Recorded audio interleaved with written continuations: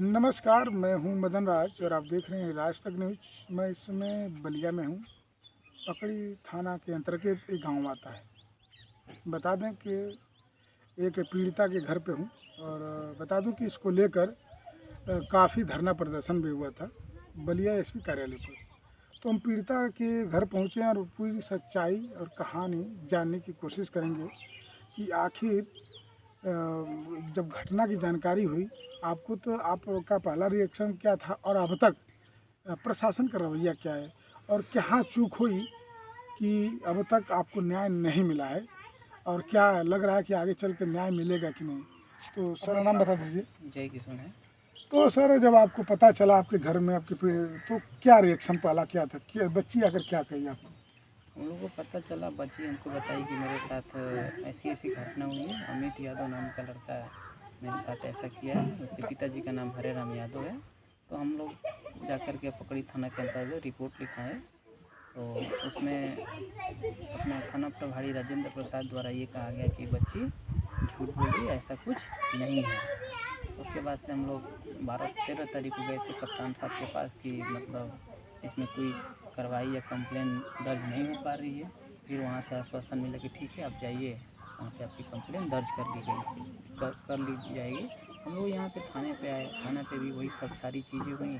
बच्ची को डांटा गया, उसको डराया गया, धमकाया गया कि तुमको जेल कर देंगे, तुम्हारे माता पिता को भी जेल डालेंगे। तो ये कौन कौन धमकाया? ये वहाँ के इंस्पेक्टर थे राजेंद्र प्रसाद सिंह, वो बोल रहे थे। पकड़े थाना? जी जी। वो बोले कि मतलब तुमको जेल होगा, तुम झूठ बोल रही हो। मतलब ऐसे तमाम सारी चीज़ें बोले। बच्ची को डराने का, धमकाने का ऐसा काम किया। फिर हम लोग 16 तारीख को फिर हम लोग कप्तान ऑफिस गए थे। वहाँ से फिर हमको आश्वासन मिला कि अब जाइए। उस बीच में थाने पे हम लोग आए तो सेम वही कंडीशन था कि नहीं, एप्लीकेशन नहीं लिखी जाएगी आपकी। फिर इधर गांव में आने के बाद बहुत सारा दबाव पड़ा समाज से। जो अमित यादव के पिताजी हैं, मतलब लगभग 99% लोगों से वो बात विचार किए। हर एक चीज़ बताए कि मेरे लड़के से गलती हो गया है, उसको माफ़ कर दिया यानी वो जाए। मान रहे हैं कि हमारा बेटा गलती किया है? जी जी, वो मान रहे हैं कि हमारा बेटा गलती किया है और वो बोल रहे हैं कि लड़का है, गलती कर दिया है, दोबारा ऐसा नहीं करेगा।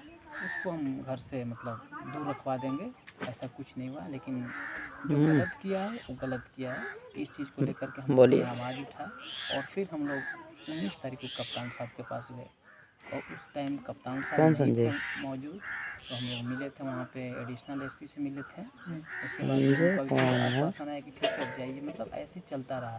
फिर हम लोग 21 तारीख को गए थे तो वहाँ पे डॉक्टर वाला हमारे एसपी विक्रांत वीर से बनारस का हम कहाँ चले हम जाएंगे। लोग अपना प्रार्थना पत्र दिए और अपना जो भी गुजारिश किए कि हमारी कंप्लेंट दर्ज नहीं हो पा रही है। तो उन्होंने आश्वासन दिया कि ठीक है आप जाओ, आपकी कंप्लेंट जमीन विवाद है कहाँ? हम लोग थाने पे आए। तो थाने पे आने के बाद पेट्रोल पंप वाला इंस्पेक्टर राजेंद्र प्रसाद से बहुत धमकियाँ मिली कि मतलब तुम ऐसा कर रहे हो, तुम्हारे ऊपर भी मुकदमा होगा। बहुत सारी ठीक है, फ़ोन कर चीज़ें होने देते के तो मैं बाद इंटरव्यू होता बोला कहीं कि ठीक है, अगर मेरे ऊपर मुकदमा होता है तो आप फ़ोन करा मुकदमा था करिए, लेकिन मैं कुछ गलत करूँगा तभी मेरे ऊपर मुकदमा होगा। अभी फ़िलहाल हमारा कंप्लेंट आप दर्ज करिए जो कि हमारे बच्चे के साथ गलत हुआ है और उस तो अपराधी को। भाई साहब, हमारा कहने का मतलब है कि धमकियाँ फ़ोन पर देते थे कि थाना में जाने पर? नहीं, थाने में हम लोग जाते थे तो उसी टाइम? जी जी, वो बोले कि तुम मतलब ये सब चीज़ें कर रहे हो, कोई मतलब तुम्हारे नाम से कंप्लेन आती है, कोई शिकायत आती है तो सबसे पहले तुमको मुकदमा लिखूंगा, उसके बाद से मैं पूछताछ करूँगा। वो सब चीज़ मैं इग्नोर किया। मैं बोला कि सब आपको जो करना होगा आप करिएगा, फ़िलहाल अभी हमारी कंप्लेन दर्ज करिए। ठीक है, कंप्लेन दर्ज हो गया। उसके बाद से अपना विवेचना स्टार्ट कर दिए, जिसमें से लड़की का मेडिकल वगैरह जैसे जैसे प्रोसीजर के हिसाब से मेडिकल हुआ। उसी विवेचना के टाइम हम भी मतलब पीड़िता के साथ में थे। हम लोग विवेचना पे जहाँ जहाँ वो लोग बोले, जहाँ जहाँ गए हम लोग, उस टाइम भी बच्ची को मतलब अशब्द भाषा का यूज किया गया। कौन किया? वो हमारे वो इंस्पेक्टर राजेंद्र प्रसाद जी किया गया और बहुत बहुत सारी बातें कही गई। ठीक है, जो कि कहने लायक बातें नहीं हैं। उसके बाद से हम लोग 25 तारीख को कप्तान साहब को अपना स्पीच कोर्ट द्वारा प्रार्थना पत्र दिए। उसके बाद से आईजी को दिए, डीआईजी को दिए। मतलब बहुत सारी जगह हम लोगों ने अपना प्रार्थना पत्र दिया, लेकिन उसका कोई रिजल्ट नहीं आया। फिर मैं 7 तारीख को कप्तान साहब से मिलने गया था। वहाँ पे आश्वासन मिला कि ठीक है आपकी कार्रवाई की जाएगी। हम लोग गिरफ्तारी के लिए गए थे कप्तान साहब के पास, तो उन्होंने यही बोला कि ठीक है आप जाइए, कार्रवाई होगा। मैंने आया यहाँ पे, फिर देख रहा हूँ कि मतलब कोई कार्रवाई नहीं है। फिर मैं 7 तारीख को छोड़ करके 14 तारीख को फिर दोबारा गया, तो फिर मैं कप्तान साहब से मिला तो वहाँ पे आश्वासन मिला कि ठीक है आपकी विवेचना हो रही है, मैं देख रहा हूँ कि क्या होता है, लेकिन अभी तक गिरफ्तारी नहीं हुआ था। फिर रवि भैया जो हैं बनारस के हैं, समाज सेवी हैं, उनका फ़ोन आया कि बाबू आपके जो भी प्रकरण है इसमें कहाँ तक बात बनी है, क्या हुआ है, गिरफ्तारी हुआ है कि नहीं हुआ है। मैंने बोला कि जी भैया मेरी मतलब हम लोग बहुत प्रार्थना पत्र दिए लेकिन अभी तक अपराधी का गिरफ्तारी नहीं हुआ है।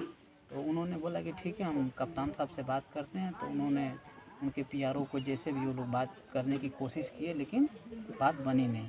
फिर उन्होंने किया कि हम लोग चल करके डायरेक्ट कप्तान साहब से मिलते हैं। तो 21/10/2024 को लगभग 2 बजे वो कार्यालय पहुँचे, पुलिस कार्यालय पहुँचे। वहाँ पे जाने के बाद क्योंकि हमको न्याय चाहिए था, बच्चों द्वारा न्याय का डिमांड किया गया कि हमें न्याय दो, और प्रशासन की रवैयों को देखते हुए उन्होंने प्रशासन से पब्लिक आदित्य राजभर और उनके समर्थक थोड़ा सा नाखुश थे, तो उसमें नारेबाजी किया कि प्रशासन को लेकर के कि प्रशासन आया है, न्याय दो, बस यही मैटर था। हम लोग ये बात बोलते हुए, न्याय मांगते हुए हम लोग गए, गेट पे रोक लिया गया। वहाँ पे रोकने के बाद हम लोग काफ़ी बात विचार किए कि नहीं हमको कप्तान साहब से मिलना है। तो वहाँ के जो पीआरओ थे या जो भी थे कर्मचारी थे, उन्होंने जा कर के आदित्य राजभर को, रवि राजभर को और पीड़िता के चाचा को, उनके पिताजी को और पीड़िता को एसपी साहब से मिलने के लिए बुलाया गया, लेकिन एसपी साहब से नहीं मिले। वहाँ बंद कमरा में बैठा दिया गया और बाकी जितने आदित्य राजभर उनके समर्थक थे सबको गेट के अंदर बुला लिया गया। गेट के अंदर बुला करके और गेट को बंद कर दिया गया। उसके बाद से लाठीचार्ज कर दिया गया। उसमें से प्रशासन का ये बयान आया था कि रवि राजभर, आदित्य राजभर, उनके समर्थक बनारस से संयोजित तरीके से आए थे और आकर के यहाँ पे तोड़फोड़, मारपीट किए, गाली गलौज किए, धक्का मुक्की किए, लेकिन ऐसा कुछ नहीं। क्योंकि मेरा मानना है कि आदित्य राजभर के समर्थक और साथ में पीड़ित का पूरा परिवार था, वो जब से कप्तान ऑफिस गेट तक आ रहे हैं अपने गाड़ी से तब से लेकर के, और उनका लाठीचार्ज, उसके बाद से उनकी गिरफ्तारी और उनका जमानत होना, ये सारी चीज़ें मतलब फेसबुक के माध्यम से या सोशल मीडिया के माध्यम से दिखाई जा रही है, लेकिन उसमें प्रशासन द्वारा किसी भी प्रकार का एक भी वीडियो नहीं आया है जिसमें से आदित्य राजभर और उनके समर्थक द्वारा मारपीट, गाली गलौज। ठीक और है, अब हमारा कहना ये है कि जब आप लोग एसपी ऑफिस के अंदर गए तो क्या हुआ, क्या एसपी साहब कहे उसके बाद आप लोग को हिरासत में ले लिया गया? वहाँ पे मतलब कोई बात विचार नहीं हुआ। वहाँ अंदर जब लेकर गए तो बात नहीं बनी? वहाँ पे हम लोग डिमांड किए कि नहीं हमको एसपी साहब से बात करना है। हम लोग का प्रार्थना पत्र साथ में था। तो वहाँ पे 3-4 लोग मतलब कर्मचारी लोग थे, वो लोग आए, उनके पीआरओ आए, आ कर के वहाँ पे मतलब जो भी बोलना है बोलो साहब को। मतलब मैं बोला कि हम लोग 4 से 5 बार 6-7 बार। नहीं, वो हम नहीं बात पूछ रहे हैं। जी। जैसे आपको जब अंदर लेकर जाया गया आपके परिवार को, जी। फिर रवि जी थे, जी। आदित्य जी थे, सब लोग गए अंदर कि चलिए एसपी साहब से बात हो जाएगी। जी। तो उसके बाद क्या कहानी हुई कि आप लोग को हिरासत में लिया गया? वहाँ पे जाने के बाद हमको एसपी साहब से बात नहीं हुआ, मुलाकात ही नहीं हुई? जी, मुलाकात नहीं करने दिया गया। वहाँ पे हम लोग एसपी साहब के वहाँ पे कार्यालय के ठीक सामने एक रूम है, उसमें हम लोग को 4-5 लोगों को बैठा दिया गया।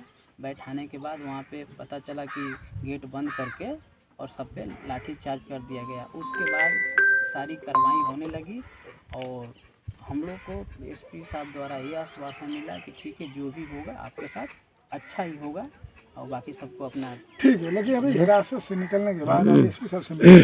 जी। तो मेडिकल रिपोर्ट आ गया लड़की का? बच्ची का मेडिकल रिपोर्ट पुष्टि हो चुकी है? जी। एसपी साहब क्या बोले मेडिकल रिपोर्ट? वो मतलब ये बोले कि ये सब सारी चीज़ें जांच इंटरव्यू चल रहा है, बाद में करते हैं। और वो आश्वासन दिए हैं कि नहीं आपके साथ इंटरव्यू में गलत हूँ, हुआ है इंटरव्यू तो चल रहा न्याय है। मिलेगा आपको। जी। मैंने एसपी साहब मान लें कि लड़की के साथ घिनौनी हरकत हुई है मेडिकल रिपोर्ट के अनुसार?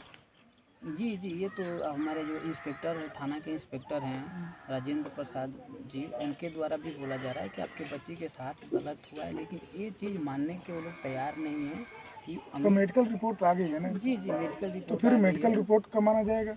जी, मैं तो वही चीज़ बोल रहा हूँ ना कि बच्ची के साथ हुआ है वो सारा प्रकरण बताई है बच्ची, मेडिकल रिपोर्ट में भी आ गया है, लेकिन इसके बावजूद अपराधी को बचाने का काम किया जा रहा है। कौन है इसके पीछे? इसके पीछे बहुत सारे ऐसे लोग हैं, क्योंकि जो अपराधी अमित यादव के पिताजी हरे राम यादव हैं, वो एक समाजवादी पार्टी के एक नेता हैं, अच्छा। और उनका मतलब तमाम बड़े बड़े नेताओं से संपर्क है, उनका आना जाना उठक बैठक है, वो सारी चीज़ें हैं, क्योंकि हर चीज़ें मतलब पर्दे पे साफ नहीं आती है, तो कहीं ना कहीं हमको इस चीज़ को लेकर तो के अभी दबाया जा रहा है। एसपी साहब से मिले तो क्या लग रहा है कि एसपी साहब अभी न्याय दिला देंगे? उनके मतलब संज्ञान में मामला आ चुका है? जी जी, हमको लग रहा था कि एसपी साहब के संज्ञान में सारी चीज़ें नहीं थी, लेकिन हम लोग कल एसपी साहब से बात हुआ, उन्होंने मतलब बहुत अच्छे तरीके से कोऑपरेट किए, हम लोग जो भी बात रखे उसको मतलब अच्छे तरीके से उन्होंने सुने, और सारी तब चीज़ों की जानकारी उनके पास गई, तो उनके द्वारा आश्वासन मिला कि आपके साथ न्याय मिलेगा, और हमको विश्वास है और प्रशासन पे विश्वास है कि हमको न्याय मिलेगा। चलो ठीक, बता दूं कि पीड़िता के चाचा हैं और कहानी बता रहे हैं कि जब हम लड़की आकर बताई उसकी बात की कहानी बता रहा हूँ मैं। ये प्रशासन झोलमल रवैया था इनका, लेकिन ये कह रहे हैं कि एसपी साहब को ये पूरी मामले की जानकारी नहीं थी, और उस दिन जब धरना प्रदर्शन हुआ न्याय दो लेकर, जो रवि राजभर आदित्य राजभर लोग पहुँचे थे वाराणसी से लेके बलिया, तो बता दूं कि जो अंदर ये लोग गए तो एसपी साहब से बात नहीं हुई थी, उसके बाद ही हिरासत में ले लिया गया। और लेकिन अब ये जाके एसपी साहब से मिले हैं और इनको भरोसा है कि प्रशासन जरूर सुनेगा, क्योंकि मामला एसपी साहब के संज्ञान में आ चुका है। और बता दें कि बता रहे हैं कि मेडिकल रिपोर्ट आ चुकी है और पुष्टि भी हो चुकी है कि लड़की के साथ घिनौनी हरकत की गई है। बता दें कि एसपी साहब से शायद खुद बात करके आए हैं और मेडिकल रिपोर्ट आ चुकी है। तो ये थी खबर, बाकी आपकी क्या राय कमेंट बॉक्स में जरूर लिखिए। ऐसी खबरों के लिए राज तक न्यूज़ चैनल देखते रहिए।